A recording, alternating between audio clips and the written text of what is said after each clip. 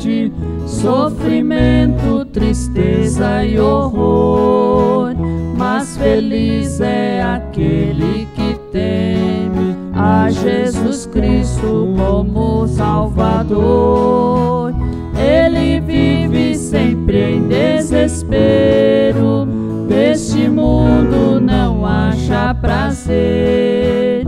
A maior diversão de um crente é quando ele sente de Deus o poder. A maior alegria do crente é somente na lei do Senhor, e nela vive meditando como é grande de Deus o amor. Diversões para ele não serve aqui neste mundo de horror, pois o crente que é verdadeiro vive em desespero buscando ao Senhor.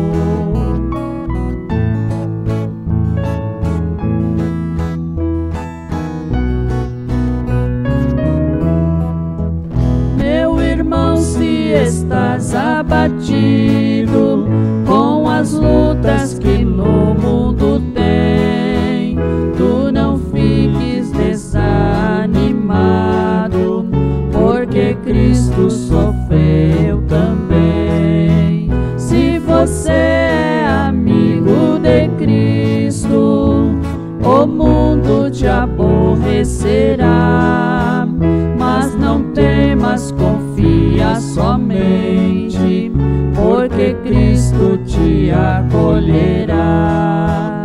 A maior alegria do crente é somente na lei do Senhor, e nela vive meditando como é grande de Deus o amor.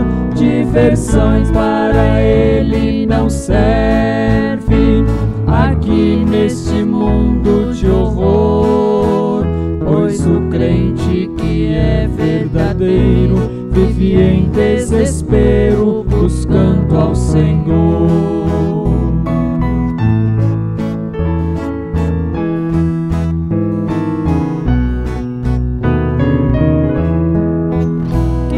Justo no mundo padece sofrimento e perseguição, pois no mundo só há mentira, confusão e mais confusão.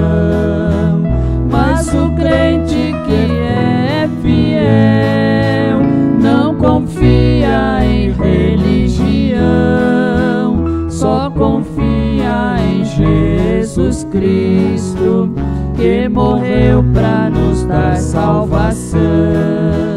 A maior alegria do crente é somente na lei do Senhor, e nela vive meditando como é grande de Deus o amor. Diversões para ele não serve aqui neste mundo de horror, pois o crente que é verdadeiro vive em desespero buscando ao Senhor.